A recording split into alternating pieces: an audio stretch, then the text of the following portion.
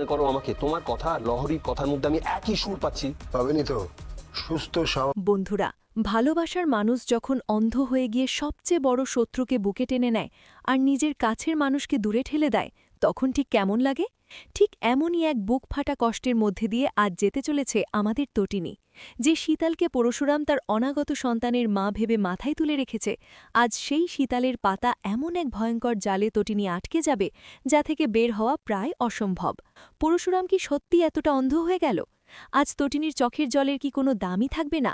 আজকের এপিসোড আপনাদের রাগে আর কষ্টে কাঁদিয়ে ছাড়বে, তাই ভিডিওটি একটুও স্কিপ না করে শেষ পর্যন্ত দেখতে থাকুন। বন্ধুরা, আজকের পর্বে এমন এক হৃদয় বিদারক দৃশ্য আপনারা দেখতে চলেছেন, যা দেখে আপনাদের রক্ত টকবক করে ফুটবে। আপনারা জানেন, তটিনী নিজের জীবনের পরোয়া না করে শীতালের আসল সত্যিটা খুঁজে বের করেছিল। আজ আমরা দেখতে পাব, ড্রয়িং রুমে পুরো পরিবার যখন উপস্থিত, তখন তটিনী পরশুরামের হাত ধরে বলে, পরশুরাম, তুমি যাকে নিজের সন্তানের মা ভাবছ, সে আসলে একটা প্রতারক। এই দেখো তার প্রমাণ। তটিনী আত্মবিশ্বাসের সাথে সেই খামটা পরশুরামের দিকে এগিয়ে দেয়।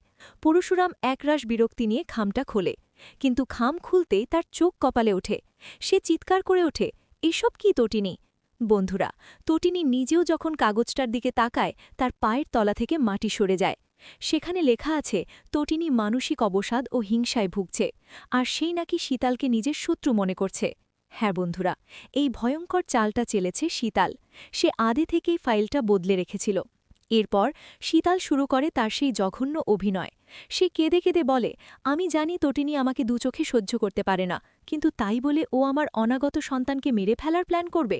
আমি আর এই বাড়িতে এক মুহূর্ত থাকব না। শীতালের এই মায়াকান্না দেখে পরশুরামের রাগ যেন সীমা ছাড়িয়ে যায়। সে তটিনীর কোনো কথা, কোনো যুক্তি আর শুনতে চায় না। সে তটিনীর হাত শক্ত করে ধরে তাকে দরজার দিকে টেনে নিয়ে যায়। তটিনী কাঁদতে কাঁদতে বলে, পরশুরাম, তুমি একটা মিথ্যেবাদীকে বিশ্বাস করছো, একদিন তুমি খুব পস্তাবে। কিন্তু পরশুরাম আজ অন্ধ। সে তটিনীকে ঘাড় ধাক্কা দিয়ে বাড়ি থেকে বের করে দেয় এবং দরজা মুখের ওপর বন্ধ করে দেয়। বন্ধুরা, তটিনীর এই চোখের জল কি সত্যিই বৃথা যাবে? শীতাল কি এভাবেই জিতে যাবে? শীতালকে বাড়ি থেকে তাড়ানোর জন্য তটিনীর এখন কী পদক্ষেপ নেওয়া উচিত? আপনাদের মূল্যবান মতামত অবশ্যই নিচে কমেন্ট বক্সে লিখে জানাবেন। আগামী পর্বে হয়তো আমরা দেখতে পারব, তটিনী রাস্তায় এসে দাঁড়ালেও সে ভেঙে পড়বে না।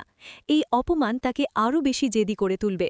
সে হয়তো বুঝতে পারবে পরিবারের ভেতর থেকে কেউ শীতালকে সাহায্য করছে। অন্যদিকে তটিনী চলে যাওয়ায় শীতাল হয়তো আনন্দে আত্মহারা হয়ে এমন কোনো ভুল করে বসবে, যা থেকে পরশুরামের মনে প্রথম সন্দেহের বীজ রোপণ হবে। বন্ধুরা, আপনিও যদি চান যে খুব তাড়াতাড়ি শীতালের মুখোশ সবার সামনে খুলে যাক এবং পরশুরাম নিজের ভুল বুঝতে পেরে তটিনীর কাছে ক্ষমা চাক, তাহলে ভিডিওটিতে এখনই একটি লাইক করে দিন। আপনাদের প্রিয় সিরিয়ালের এমন সব গায়ে কাটা দেওয়া আপডেট সবার আগে পেতে আমাদের চ্যানেলটিকে সাবস্ক্রাইব করে পাশে থাকা বেল আইকনটি অল করে দিন। আপনার বন্ধুদের সাথেও ভিডিওটি শেয়ার করতে ভুলবেন না।